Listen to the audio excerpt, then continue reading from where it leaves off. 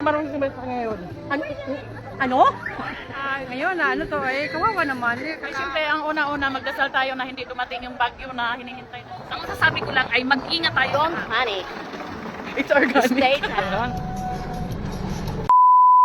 Hi guys, so nandito tayo ngayon sa MOA. Tapos gagawin natin ngayon sa MOA Tabarcads yung Mumble Prank. Kaya tayo nang una nating mabibiktima. Tara na.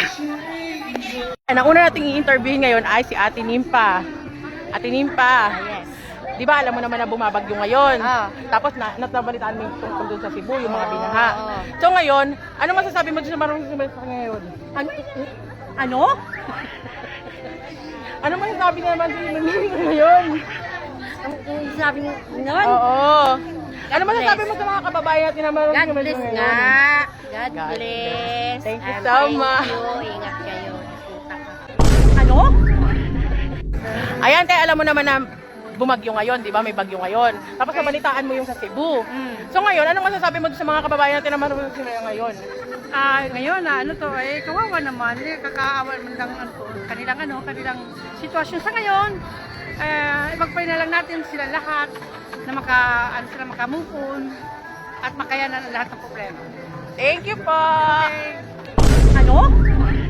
Dito tayo sa MOA na bumabagyo ngayon. Tapos nabalitaan mo yung nangyari sa Cebu, di ba? Ano masasabi mo sa mga kababayan natin na marunong sumalita ngayon? Ay siyempre ang una-una magdasal tayo na hindi dumating yung bagyo na hinihintay na yung buwan na yan ang pinakamalakas, yun ang importante na hindi dumating. Kailangan magdasal lagi. Parang galit ka pa. Ano? Ayan, alam niyo naman po na may bagyo ngayon dito tayo sa MOA, di ba? Tapos nabalitaan niyo po yung nangyari sa Cebu na baha. Ano po masasabi niyo sa mga kababayan natin na marunong sumalita ngayon? Ang masasabi ko lang ay mag-ingat tayong lahat. Lalo na kami mga may edad na, yung matatanda. Go, go, go kami. Thank you po! Sabi mo noon, Oo. Ayan, alam mo naman na may bagyo ngayon na nandito tayo sa MOA, di ba? Tapos nabalitaan mo yung nangyari dun sa Cebu. Ano masasabi mo sa mga kababayan natin na marunong sumalita ngayon? don't panic.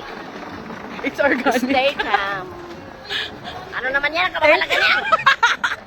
Ano?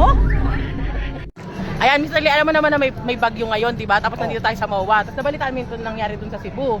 Ano masasabi mo sa mga kababayan natin na marunong sumalita ngayon? Saan? Sa Cebu? Huwag dyan saan? Ingat kayo. Talaga yung sarili niyo.